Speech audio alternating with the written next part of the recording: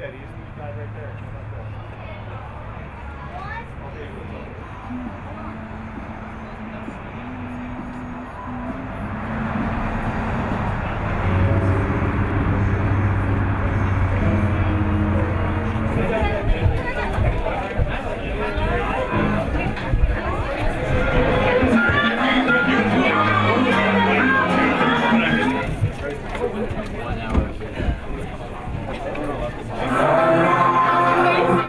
Fantastic!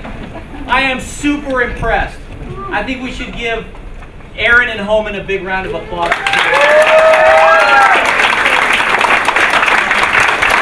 With just a little bit of help, of course, from Candace. Well, we're really glad that you could be here tonight. Let me introduce myself. My name is Keith Brush. I'm the Director of Education for the Science Center. So that's kind of the reason why we wanted to create Imagiscience, a non-profit student-led organization aimed to inspire curiosity and interest in science through programs, challenges, competitions designed specifically by students for the students. Here we are at our very first Imagiscience program, generously supported and supported by the Discovery Science Center. So, yes. What I'm going to talk about today is, rather than focus on academics, which I'm sure you all know are important, I'm going to focus on approaching the college application process with the right mentality. If you want to make sure there's a strong interdisciplinary program, maybe between mathematics and engineering, you'll want to check that out. Don't just look at what the rankings are. And as far as residential life goes, at Princeton, we spent 4 years on campus. Maybe you want to have your own apartment. Princeton's not the right choice for you. You want a campus with a strong Greek element, or do you want a campus that maybe has eliminated Greek programs, or maybe you want a campus that's very forward-thinking in that regard? It all depends on what you want, and these kind of decisions about how your life will be as a student are the ones that you should really be thinking about when it comes to decision day. So be sure to talk to students about their experiences, talk to any of us, and then hopefully you'll make the right choice when decision time comes around. And that is it.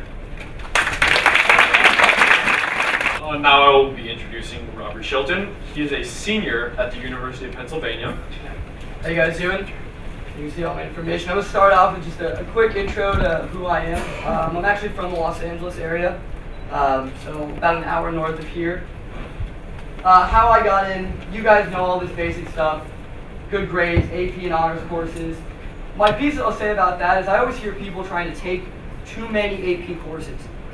Don't stress about taking every single AP course that's out there. I know for me personally, this is a great science environment. I am terrible at science. I took the APs that I was interested in, that I really enjoyed, and I did well at those APs. And that's really my key message is don't take so many things that you really don't like. Find what you enjoy in life and find what you really like. And you'll find you'll do well in it and you'll have a much better experience as a whole. You take the opportunities that are presented with you at the right time, and you never know where life will take you from now until you're my age of 22 and then further beyond. So really just go with an open mind and enjoy the experience. It's really special. Alright, our next speaker is Ian Wong. Ian Wong is from Princeton and he's a linguistic major who is also very interested in physics. For a good application is academics in the center. After all, most colleges are centers of learning. No matter how many hours you plan to party every night. Try to avoid doing things just for the sake of your resume. That said, it is important to kind of explore different things, but don't do it just for the sake of adding lines to your resume. And just strive to perfect it and present that during your college application. And that will be an eye-popper for everyone. Allison Chong is a first-year medical student at the Stanford University School of Medicine. Hi, welcome everybody. Thank you for being here today. I want to give a thanks to the Discovery Science Center and also Imagiscience. I'm going to talk to you guys about discovering your team. And for me to stand here and talk to you is not an individual effort at all. And it is years of hard work, but also the team that has backed me up. A lot of them were because I had my counselors and my teachers staying up late nights and writing me all those letters of recommendations. It's his entire team that worked with him. And you never see these names, but it's because he chose the right people and he found his right team, and that's how he was awarded with his prize. So you go out and find your own team. And so success is not only you, it's the team that supports you. Christine Swan from RISD, Rhode Island School of Design. And I wanted to focus my presentation on the process of getting into art school. So I was part of the Key Club board, and I got the opportunity to work for a Ryco mural project.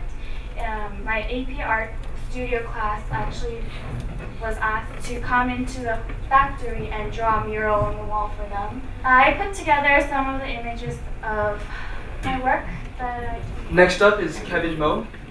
He is a pre-medical student at Stanford University. Today I want to talk about how to get into college. All right, I'm sure all of you are here because you want to know, how can I get into Stanford, Harvard, Yale, MIT, or maybe UC Berkeley too, right? I'm here to tell you something I've observed in Stanford students and how they got in. And that this is a little cliche, but to follow your passion, right? And to get decent grades at the same time, don't fail. All right, listen to your parents somewhat. But more importantly, you'll be a more whole human being, and hopefully for the future of science, if you choose science, you can change the world. Thank you. Next up is Jordan Manji. Jordan Manji came all the way from Harvard University. Wow, somehow the font changed, but this says how I made it to Harvard. But in the end, I don't want you to be carbon copies of myself. I don't want your footsteps to follow so closely in mine that you don't have a path of your own. And so, for that reason, I wanted to talk about how you can find your own passion, and to just remember that ultimately what drives you is your passion, and that's what you should pursue first. And if it gets you into a great college, that's wonderful. If not, congrats on finding meaning and joy in your life. Alright, so next we have Jiwon Kim. I am a multimedia artist, filmmaker, textile designer. So my department is called Interactive Telecommunications Program. It's a big word and it's really broad term. New media art is an umbrella term for a new genre of art that covers artworks created with new media technologies, including digital art, computer graphics, computer animation, virtual art, internet art, interactive art, computer robotics. Really talented people, especially who major in like electronic engineering or computer science, because that's what I'm really weak at. But like I learned a lot from it, and just dive in and then just and when you fail, you learn so much from like other experiences. So thank you so much. Bye. The next speaker is Michael Britt, who is a truly incredible guy. He's actually a mathematics graduate student at the Stanford School of Education. Despite being admitted to Stanford, Emory, Amherst, a number of schools, I chose Amherst, and I will say it's definitely the best decision I made. If you want to ask me why, you can talk to me about that one later. The other one people forget is that your application tells a story. You tell part of it. The rest of it is told by many other people, and those are your what? Teachers, counselors, letter of recommendations.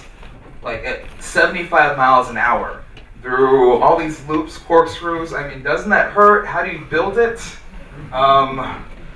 You start asking more and more questions. Well, what other questions can you ask? Well, who manufactured it? What do I have to do if I want to build that? Who do I talk to? Yeah. About my special education, about what was going on in the state, about bilingual education. And he told me, well, you should go to Washington. You should talk to your senator. But more importantly, anything else, always take advantage of the opportunities you have in front of you.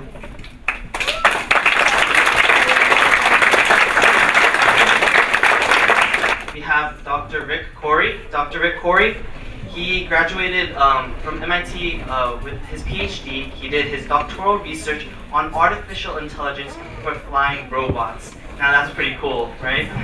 Wow, so I'm really inspired by you guys and all the great stories that I've heard. I'll date myself by saying that I used to actually sit in the back of the math classroom playing video games. Well, the teacher was giving lectures. Because I was actually in a rock band that time, and I was like, I just want to rock and roll. That's too much to ask. But, you know, it just didn't really appeal to me at that point.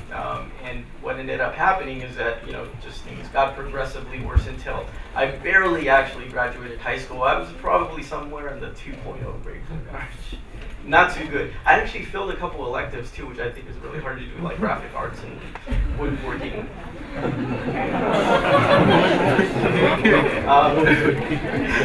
So, you know, let's go.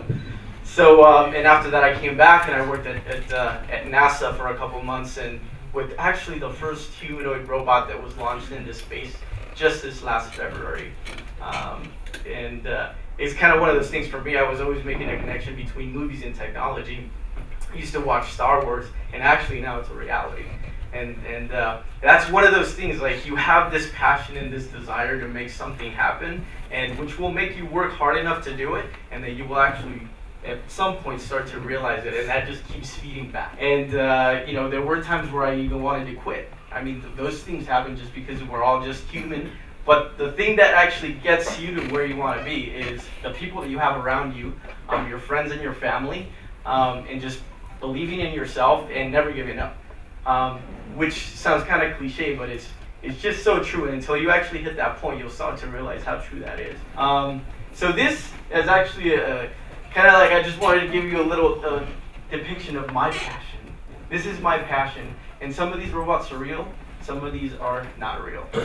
I don't know if you can, and of course, feel free to, if I can give you any pointers, I'd be happy to do so. And thanks again for having me.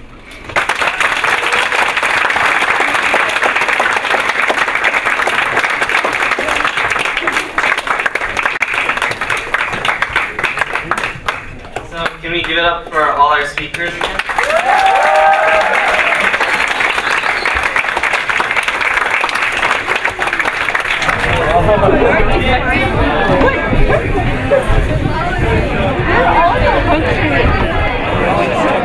Because they give you random data. Just get random. Just to go plan the program. They give you random.